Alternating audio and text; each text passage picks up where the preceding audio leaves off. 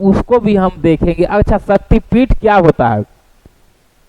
शक्तिपीठ, आखिर हम लोग कहते हैं कि वो शक्तिपीठ माँ का दरबार है, वो भी शक्तिपीठ माँ का दरबार है, तो शक्तिपीठ क्या हो?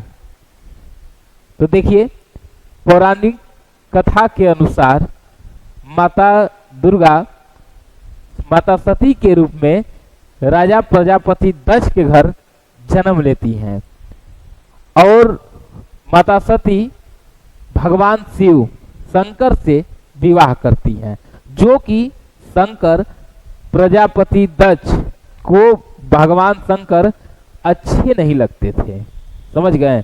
लेकिन वो शादी करती हैं। उसके बाद मुनि लोग एक यज्ञ का, बड़ा यज्ञ का आयोजन करते हैं। वहां सभी लोग आते हैं, भगवान शंकर भी रहते हैं वहां, और वहां प्रजापति दक्ष भी पहुंचते हैं।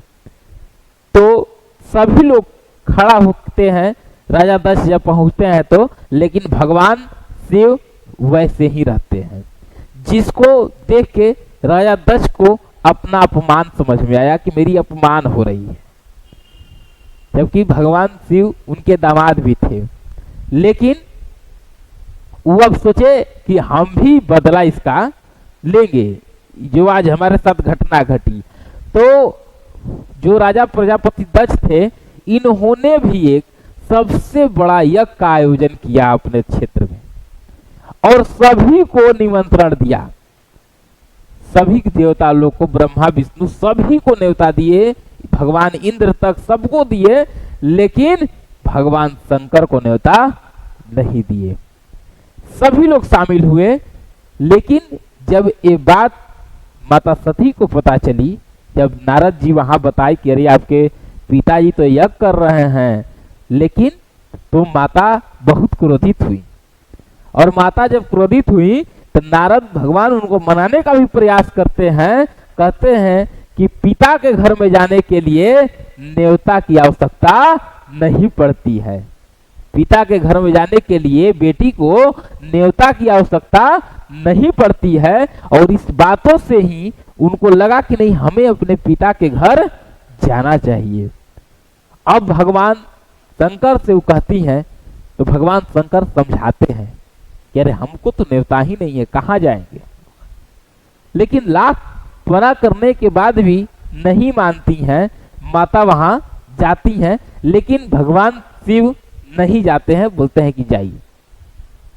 वो जहां जाती हैं और वहां भगवान शिव को नहीं बुलाने का कारण पूछती हैं अपने पिता प्रजापति दक्ष से। और उन्होंने कुछ वैसी बातें कही जो माता को स्वीकार नहीं हुआ, ऐसी कथाओं के अनुसार कह रहे हैं, ठीक है। तो माता को जब स्वीकार नहीं हुआ तो माता जो वही यज्ञ जो हो रहा था, जो होने वाला था, उसी अग्निकुंड में माता चली गई। अब जैसे ही ये बात भगवान शिव को पता चली, तुरंत गुस्से से तीनों अपना तीसरा नेत्र खोलते हैं। समझ गए, त्रिकालदर्शी इसलिए उनको कहा जाता है। त्रिनेत्र खोलते हैं और गुस्से से एकदम पहुंचते हैं वहां, और वहीं पर माता को अग्नि से निकालते हैं। और माता को जब अग्नि से निकालते हैं, उसके बाद पूरे भूमंडल में घूमने लगते हैं माता को लेके। और जब घूमने लगते हैं तब लगा कि अब तो भूमंडल पर प्रलय नहीं न आ जाएगा। तो इसको देख के भगवान विष्णु के पास सभी देवतागण पहुंचे। और जब सभी देवतागण वहां पहुंचे तो भगवान विष्णु जी ने अपना जो सुदर्शन चक्र था, उस सुदर्शन चक्र चलाए के पहले माता को भगवान से अलग किया जाए, इसलिए कि लेके चल रहे हैं। और माता पर सुदर्शन चक्र चलाए भगवान विष्णु जी, और माता के शरीर कई टुकड़ों में बटे, यानी हर जगह। और वही सुदर्शन चक्र चलाने के दौरान जो माता का शरीर का हर एक भाग जहां जहां गिरा, उसे शक्तिपीठ कहा गया। बात समझ गए।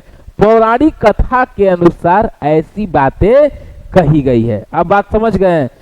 ऐसे ही कुछ मंदिरें गिरने के साथ कुछ बिहार में भी हैं, जिसको हम लोग अभी देखेंगे। देखिए मेरे पीछे एक फोटो लगा हुआ है,